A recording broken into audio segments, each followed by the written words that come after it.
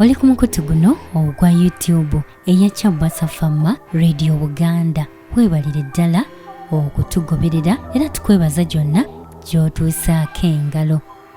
Olunaku olwaliro tugenda kulaba ekisaawe ky'ennyonyi ekizimbiddwa ku mutindo ogw'ensi yonna wano mu ggwanga lyattu Uganda. Mu puroguramu yaffe eno Vumbula ne Kyabasa Fama. Nze Imi April Nakawombe. Era nga watali kumala budde tutandise bwe tuti. Laba ekisaawe ky'ennyonyi Uganda kyezimba kikoleddwa ku mutindo gwa nsi yonna. Ekisaawe ky'ennyonyi ekyogerwako kituumiddwa erinnya Kabale International Airport oba kiyite Hoima International Airport. Ekisaawe kino kisangibwa Hoima. Gwatamanyi Hoima eno y'emu ku zi disitulikiti za Uganda ezisangibwa mu bugwanjuba bw'eggwanga lino eri mu bitundu eby'Ebunyoro. Okumanya ekisaawe kino kumpi Uganda kyandigireka nga yeeyaguza lujjo anti kyakuwemmenta triliyoni ya Uganda nnambirira nga nno kw'otadde n'obuwumbi obugwamu. Ekisaawe kye twogerako kyatandika okuzimbibwa mu mwaka 2018 ennaku z'omwezi zaali 18 omwezi gwali gwakuna.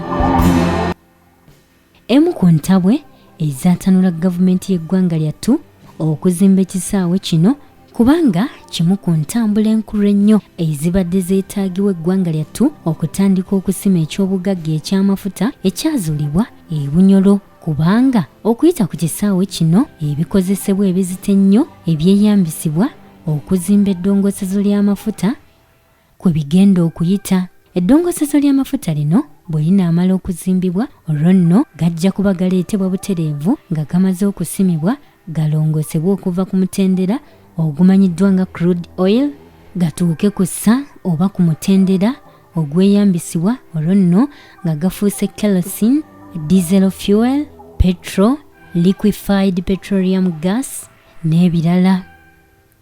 Kabale International Airport oba ekisaawe ky'ennyonyi kino kikoleddwa nga kisobola okugwako ennyonyi ennene zikabejja ng'enjogera y'ennaku zino enneetisi z'emigugu emizito gamba nga Boeing 747 ne Antonov 24. Ekisaawe ky'ennyonyi kino ekya Hoima International Airport kirina ekibangiriza ennyonyi mwe ziddukira nga zeeteekateeka okusimbula okusituka ku ttaka ekiwerako kilomitaazi 3.5 so ng'ate ekisaawe ky'Entebbe kirina ekibangiriza ennyonyi we ziddukira nga zeeteekateeka okusimbula okusituka wansi ku ttaka ekiweza kilomitaazi 3.6. Kino nno kifuula Hoima International Airport okubeera ekisaawe ky'ennyonyi ekiddirira Entebbe International Airport okubeera ekinene mu Uganda.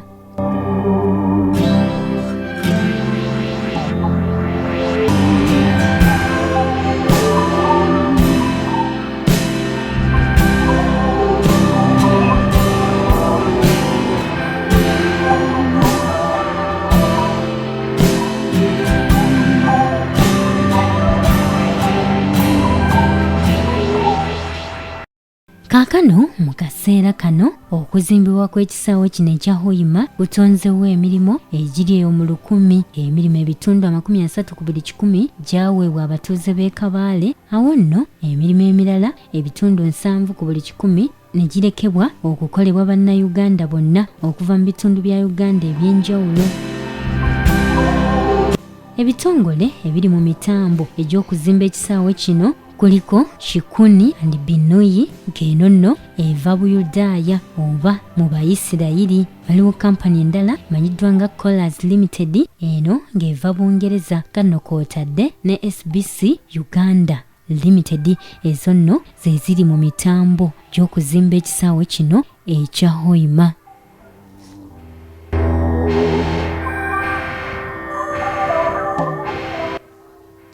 Naawe nno munnaffe Munnayuganda weesunga amafuta gano agaazuulibwa mu Bunyoro kubanga ge gamu agaleetedde n'ekisaawe kino ekya Hoima ennyonyi kwe zigwa okuzimbibwa.